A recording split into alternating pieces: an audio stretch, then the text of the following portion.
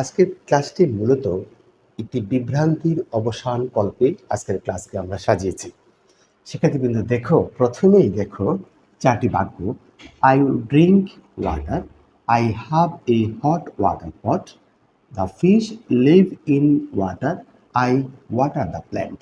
শিক্ষার্থীবৃন্দ আজকে আমরা জানবো এই ওয়াটার শব্দটি, এই যে ওয়াটার শব্দটি এখানে আছে, এটা কোন পার্ট অফ স্পিচ? দেখো, এই যে ওয়াটার, এখানে রয়েছে ওয়াটার, এখানে ওয়াটার এবং এখানে রয়েছে ওয়াটার। প্রথমে আমরা জানবো এটা কোন পার্ট অফ স্পিচ এবং কি ধরনের সমস্যা কিভাবে তৈরি হচ্ছে। প্রত্যেকটা শব্দকে আমরা অ্যানালাইটিক্যালি একটু বোঝার চেষ্টা করবো। ক্লাসে তোমাদের অনেক কাজে আসবে। একটু মনোযোগ, লাইক কমেন্ট প্রয়োজন নেই, শেয়ার প্রয়োজন নেই, জাস্ট একটু মনোযোগ দাও। দেখো, আই ড্রিঙ্ক ওয়াটার, এই যে ওয়াটার, তুমি এই ওয়াটারকে চেনো যে এটা নাউন। কেন নাউন? আমরা এই ভার্বকে যখন কি অথবা কাকে দ্বারা প্রশ্ন করি, আমরা অবজেক্ট কি খুঁজে পাই। তাহলে আমরা অবজেক্টকে চিনবো আজকে। অবজেক্ট চেনার কৌশল হলো, আমরা যখন এই ভার্বকে কি অথবা কাকে দ্বারা প্রশ্ন করব, তখন যদি উত্তর পাই তাহলে অবজেক্ট।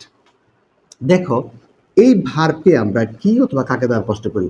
আই ড্রিঙ্ক, আমি পান করি। কি পান করি? ওয়াটার। তাহলে বোঝা গেল এটা বাক্যের অবজেক্ট। তোমরা জানো এই অবজেক্ট সবসময় বাক্যের নাউন অথবা প্রনাউন হবে। তাহলে ওয়াটার তো প্রনাউন নয়, ওয়াটারের প্রনাউন হলো ইট। ঠিক আছে?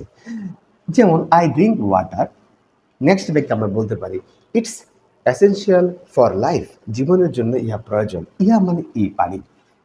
দেখো, তাহলে এই পানি তাহলে নট প্রনাউন বাট নাউন। তাহলে এটার পরিচয় কিন্তু নাউন। বাক্যে অবজেক্ট অথবা সাবজেক্ট সবসময় নাউন হয়। শিক্ষার্থীবৃন্দ, তাহলে আমরা এই ওয়াটারকে পার্টস অফ স্পিচের যে 8 প্রকারের পার্ট অফ স্পিচ আছে, সেক্ষেত্রে এটাকে আমরা নাউন বলতে পারি। কোনো সমস্যা নেই তো? ফাইন, কোনো সমস্যা নেই। Okay, fine, thank you very much.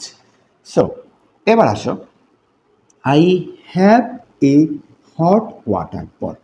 শিক্ষার্থী, কিন্তু এখানেও আমরা অনেক সবিস্তার আলোচনা আছে। দেখো, পট সেটা নাউন, তাহলে ওয়াটারও কিন্তু নাউন, কিন্তু দুটি নাউন যখন পাশাপাশি হয় তখন আগেরটিকে বলা হয় অ্যাডজেক্টিভ। তুমি এতটুকু জেনে রাখো আপাতত। তাহলে এখানে ওয়াটার হয়ে গেল অ্যাডজেক্টিভ, তার পরিচয় চেঞ্জ হয়ে গেল অ্যাডজেক্টিভ। শিক্ষার্থী, এই সরল বাক্যটি আমি কেন দিলাম তুমি আমাকে প্রশ্ন করতে পারো। প্রশ্ন এই জন্যই, দেখো আমাদের অনেক শিক্ষক বলে থাকেন, যে আমিও বলে থাকি, যে ডিটারমিনারের পরে, দেখো এই ডিটারমিনারের পরে যদি একটা শব্দ হয় সেটা নাউন, এই ডিটারমিনারের পরে যদি একটা শব্দ হয় সেটা নাউন। ঠিক আছে, ফাইন। যদি এর আগে আরেকটা শব্দ হয় তাহলে সেটা অ্যাডজেক্টিভ, তাহলে সেটা অ্যাডজেক্টিভ, তাও ঠিক আছে। দেখো, তাও ঠিক আছে। তারপরে বলেছিলাম যে আরেকটি শব্দ হয় তাহলে সেটা হয় অ্যাডভার্ব, বলেছিলাম অ্যাডভার্ব হয়। কিন্তু এটা কি অ্যাডভার্ব? সেটা বোঝানোর জন্য আজকের ক্লাসের মূল বিষয় এখানে কাজ করছে। তাহলে এটা কিন্তু এই যে অ্যাডভার্ব নয়, এটাও কিন্তু অ্যাডজেক্টিভ। তাহলে বুঝে গেল যে আমার এই সূত্র যে সবসময় কাজ করবে তা না। ডিটারমিনারের পরে একটি শব্দ থাকলে নাউন, দ্বিতীয় শব্দ থাকলে অ্যাডজেক্টিভ, তৃতীয় শব্দ থাকলে সাধারণত অ্যাডভার্ব বসে, কিন্তু অ্যাডজেক্টিভও বসতে পারে। এই বিষয়টা মনে রাখতে হবে শিক্ষার্থী। তাহলে ওয়াটারকে আমরা দেখলাম যে sometimes it is noun, sometimes it is adjective. কিন্তু এখানে ওয়াটার কি? দেখো, এখানে ওয়াটার হলো the fish live in water, মাছ পানিতে বাস করে। শিক্ষার্থীবৃন্দ, এখানে এই বাক্যটাকে আমরা কারেকশনের দিকে চলে যাব। ফিশ আসলে কি? এটা কি নাউন নাকি ভার্ব? সেটা নাউন, কিন্তু সমস্যা কি জানো? এই ফিশ নাউনটি দেখো কি ঝামেলা তৈরি করছে। এই ফিশ নাউনটি এটা কিন্তু নাউন, তবে এটা কখনো সিঙ্গুলার কখনো প্লুরাল। এস যোগ না করলেও সেটা প্লুরাল। এটাই কনফিউশন তোমাদের মধ্যে তৈরি করবে। ফিশ সিঙ্গুলার এবং ফিশ প্লুরাল। আচ্ছা, এবার এখানে প্লুরাল নাউনের আগে যখন দা যোগ করা হয় তখন কিন্তু স্পেসিফিক কিছু মাসকে বোঝানো হয়। যেমন আমি যদি বলি দা বয়েজ, বালকেরা, তাহলে এই বালকগুলো কিন্তু এই যে প্লুরালের আগে আমি দা বসালাম, তাহলে এই বালকরা কিন্তু স্পেসিফিক কিছু বালক, যেমন 20-25 জন বালক, স্পেসিফিক বালকই বোঝায়। কিন্তু মাছ যে পানিতে বাস করে, এটা কি স্পেসিফিক কোনো মাছ পানিতে বাস করে, না সকল মাছ ইন জেনারেল পানিতে বাস করে? তাহলে যদি ইন জেনারেল পানিতে বাস করে তাহলে দা বলা কিন্তু বিরাট ভয়ঙ্কর ব্যাপার। তাহলে এই দাটাকে আমরা বুঝে দেব, আমরা লিখবো ফিশ লিভ ইন ওয়াটার, মাছেরা বাস করে পানিতে। শিক্ষার্থী, এই যে পানি, পানিতে বাস করে, এই এখানে দেখো আমি একটা ক্লাস দেখেছিলাম, আমার এক শিক্ষার্থী আমাকে বলেছে স্যার এটা কি ওয়াটার ইন ওয়াটার, পানিতে, মানে তো এটা অ্যাডভার্ব অফ প্লেসের মতো, এটা তো অ্যাডভার্ব হতে পারে। তো আর সে তার যুক্তিটা কি খেয়াল করো, সে চমৎকার যুক্তি দেখিয়েছে। সে বলেছে যে স্যার অ্যাডভার্ব হলো কোনো ভার্বকে যখন হোয়েন, হোয়ার, হাউ এবং হোয়াই দিয়ে যখন প্রশ্ন করা হয়, হোয়াই, তখন যদি উত্তর পাওয়া যায় তখন এটাকে অ্যাডভার্ব বলা যায়। যেমন আমি প্রশ্ন করি, যেমন দেখো হোয়াই দিয়ে যদি প্রশ্ন করি, যেমন মনে করে যে কাম, যেমন আমি এটা হোয়েন দিয়ে ডাইরেক্ট প্রশ্ন করে ফেলি, যেমন হোয়েন উইল হি কাম, সে কখন আসবে, তাহলে এইটা হয়ে গেল তোমার ইন্টারগেটিভ অ্যাডভার্ব হয়ে গেল। আচ্ছা, হোয়ার দিয়ে আরেকটা বিষয় দেখো, যেমন হি লিভস দেয়ার, সে সেখানে বাস করে, এই যে দেয়ার শব্দটি আমরা পেয়ে গেলাম, তাহলে এটা অ্যাডভার্ব হতে পারে। হাউ, যেমন she wax slowly, say slowly হাঁটে, সে কিভাবে হাঁটে, সেখানে তুমি হাউ দিয়ে একটা শব্দ স্লোলিকে পেয়ে যাচ্ছ, সে স্লোলি হাঁটছে, এটা হাউ দিয়ে প্রশ্ন করে পেয়ে যাচ্ছ। হোয়াই দিয়েও ঠিক একইভাবে তুমি যখন ভার্বকে প্রশ্ন করবে তখন যে শব্দটি পাবে সেটা অ্যাডভার্ব।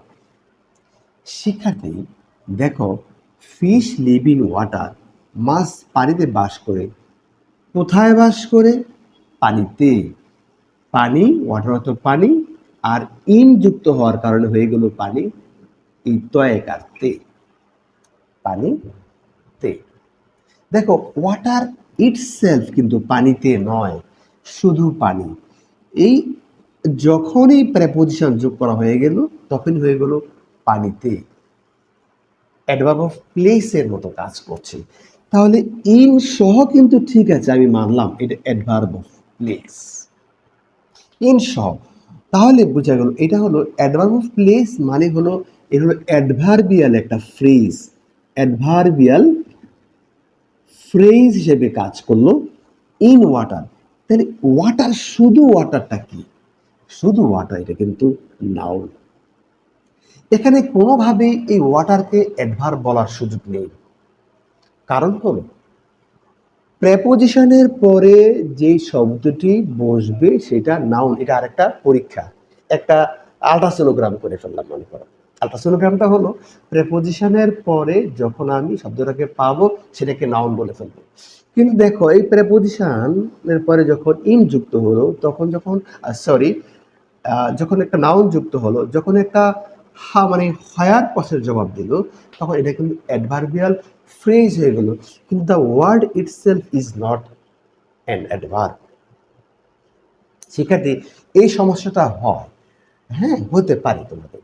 এইসব ক্ষেত্রে ওয়াটারকে কখনোই অ্যাডভার্ব বলা যাবে না। শিক্ষার্থী দেখো, আমাদের এই ফিশ নিয়ে কত কথা হয়ে গেল, তাই না? আচ্ছা, তারপর চলে আসো, এবার আসো আই ওয়াটার দ্য প্ল্যান্ট, এই ওয়াটার, ওয়াটার দ্য প্ল্যান্ট। দেখো সাবজেক্ট, আই হলো সাবজেক্ট, আমি পানি দিই, ভার্ব কি বা কাকে, ছিল প্ল্যান্টটাকে পানি দিচ্ছি, ঠিক আছে, এলো অবজেক্ট। শিক্ষার্থী দেখো, এই ওয়াটারের পরিচয় হলো শুধু পানি নাউন নয়, এটা হলো ভার্ব, পানি দেওয়া। তাহলে বোঝা গেল ওয়াটারকে আমরা কখনো পেয়েছি এই যে নাউন হিসেবে কখনো পেয়েছি, অ্যাডজেক্টিভ হিসেবে, আমরা অ্যাডভার্ব হিসেবে এটা বিভ্রান্তি, তোমাদের এই বিভ্রান্তি নিশ্চয়ই এখন থেকে আর থাকবে না। ওয়াটারকে আমরা পেয়েছি এখানে ভার্ব হিসেবে।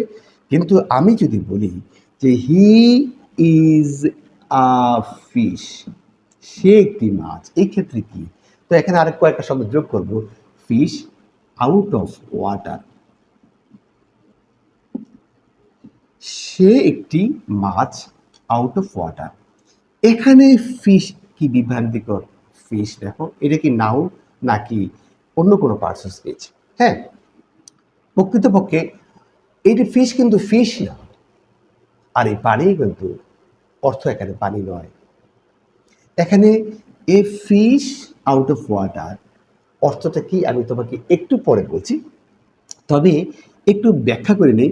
এই যে ডিটারমিনারের পরে যদি কোনো শব্দ পাও, this is noun, fish noun. প্রেপোজিশনের পরে যদি কোনো শব্দ পাও সেটা হলো নাউন, ওয়াটার নাউন। কিন্তু a fish out of water, এই টোটাল ফ্রেজটার অর্থ হলো এ পার্সন, একজন মানুষ, হু ফিলস, যে ফিল করবে, কি ফিল করবে? যেমন একটা আনকমফোর্টেবল, আনকমফোর্টেবল ফিল করবে ইন এ নিউ সিচুয়েশন, একটা নতুন সিচুয়েশনে মানুষ আনকমফোর্টেবল ফিল করতেই পারে মানুষ। ওকে, তাহলে এমন অবস্থায় একটা মানুষকে বলা যেতে পারে এ ফিশ, সে একটা মাছ আউট অফ ওয়াটার, পানির বাইরে মাছের যে অবস্থা অসহায়, ঠিক এই লোকটার অবস্থাও ঠিক তেমন। কিন্তু এই লোকটাকে সরাসরি ফিশ বলা যাবে না, কিন্তু সরাসরি কিন্তু মাছ না, কোনো বিশেষ জাতের মাছ নয়, সে হলো মানুষ, একটা আনকমফোর্টেবল ফিল করছে একটা পরিবেশে, সেটা হতে পারে। শিক্ষার্থীবৃন্দ, আমরা এই ফিশ, এই ওয়াটার নিয়ে একটু সবিস্তার মাইক্রোস্কোপিক আলোচনা কোন পার্টস অফ স্পিচের মধ্যে পড়ে বাক্যগুলোর মধ্যে বাক্যগুলো নিয়ে আমরা আলোচনা করলাম, এই শব্দগুলো নিয়েও সবিস্তার আলোচনা করলাম। নিশ্চয়ই আমরা এটা অ্যাডভার্ব নাকি নাউন নাকি অ্যাডজেক্টিভ নাকি ভার্ব, সেগুলো নিয়ে আর খুব একটা বিভ্রান্তি তোমাদের মধ্যে থাকবে না। শিক্ষার্থীদের ক্লাসটি নিশ্চয়ই তোমাদের ভালো লাগবে। শেয়ার করার প্রয়োজন নেই, কমেন্ট করার প্রয়োজন নেই, এটা অনুশীলন করতে হবে। তোমরা নিশ্চয়ই ভালো করবে। আসসালামু আলাইকুম ওয়া রাহমাতুল্লাহ।